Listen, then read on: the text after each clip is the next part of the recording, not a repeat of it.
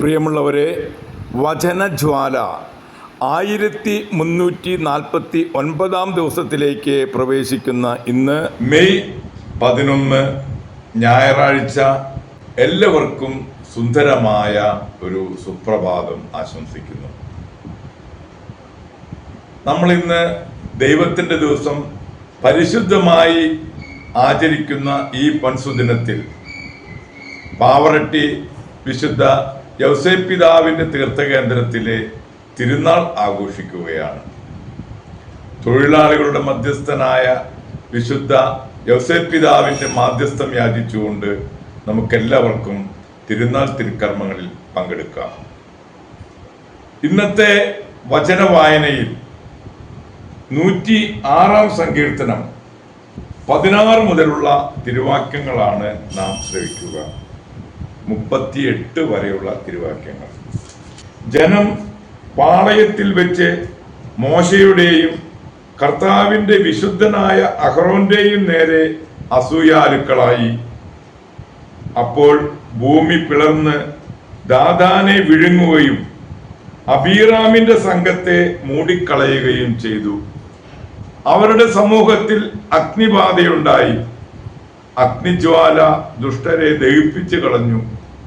അവർ ഹോറബിൽ വെച്ച് കാളക്കുട്ടിയെ ഉണ്ടാക്കി.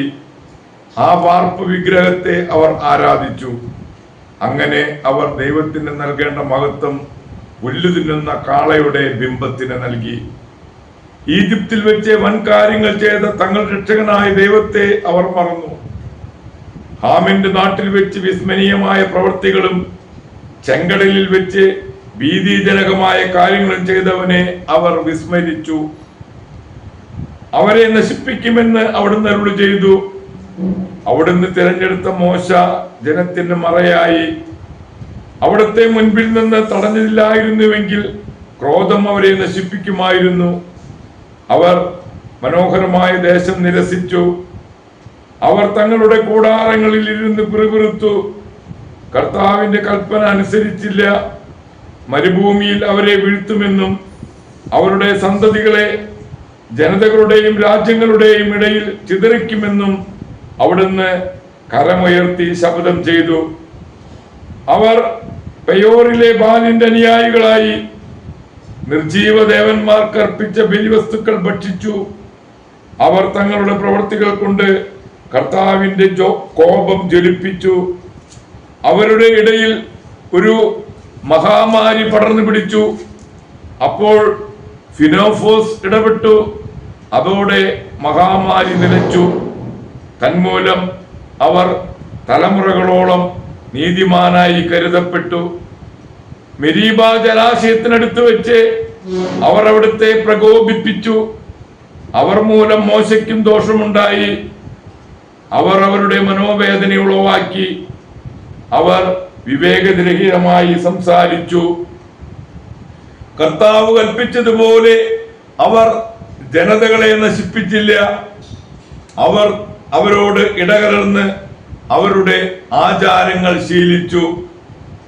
അവരുടെ വിഗ്രഹങ്ങളെ അവർ സേവിച്ചു. അത് അവർക്ക് കെണിയായി തീർന്നു. അവർ തങ്ങളുടെ പുത്രീപുത്രന്മാരെ പിശാചുകൾക്ക് ബലിയർപ്പിച്ചു. അവർ നിഷ്കളങ്ക രക്തം ചൊരിഞ്ഞു. കാനാനിലെ വിഗ്രഹങ്ങൾക്ക് ബലിയർപ്പിച്ച തങ്ങളുടെ പുത്രീപുത്രന്മാരുടെ രക്തം തന്നെ. അങ്ങനെ നാട് രക്തം കൊണ്ട് മലിനമായി. ദൈവത്തിന്റെ തിരുവചനമാണ് നാം ശ്രവിച്ചത്. പ്രിയമുള്ളവരെ, ആഗോള കത്തോലിക്ക സഭയിൽ ഇന്ന് മെത്രാനായിരുന്ന വിശുദ്ധ മാർമത്തോസിനെ അനുസ്മരിക്കുന്ന ദിവസമാണ്. ഫ്രാൻസിലെ വിയന്നയിലെ ആർച്ച് ബിഷപ്പായിരുന്നു മാർമത്തോസ്.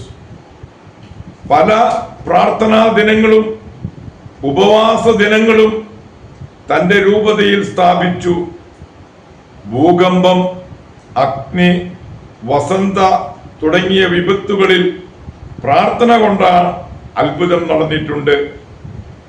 അനേകരുടെ മനസ്സ് ദൈവത്തിലേക്ക് തിരിഞ്ഞിട്ടുണ്ട്. പ്രാർത്ഥനയുടെ പ്രേക്ഷിതൻ എന്നാണ് വിശുദ്ധ മാമർത്തോസ് അറിയപ്പെട്ടിരുന്നത് വിജ്ഞനും വിശുദ്ധനുമായ വിശുദ്ധ മാമർത്തോസിന്റെ മാധ്യസ്ഥം യാചിച്ച് ഇന്നത്തെ ഈ നല്ല ദിവസത്തിലേക്ക് നമുക്ക് പ്രവേശിക്കാം.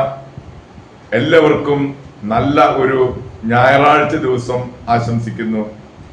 ദൈവം നമ്മെ ഓരോരുത്തരെയും സമൃദ്ധമായി അനുഗ്രഹിക്കട്ടെ. ഏവർക്കും ഒരിക്കൽ കൂടി പാവറട്ടി വിശുദ്ധ ഔസേപ്പ് പിതാവിന്റെ തിരുനാളിന്റെ മംഗളങ്ങൾ ഏറെ ഹൃദ്യമായി ആശംസിക്കുന്നു.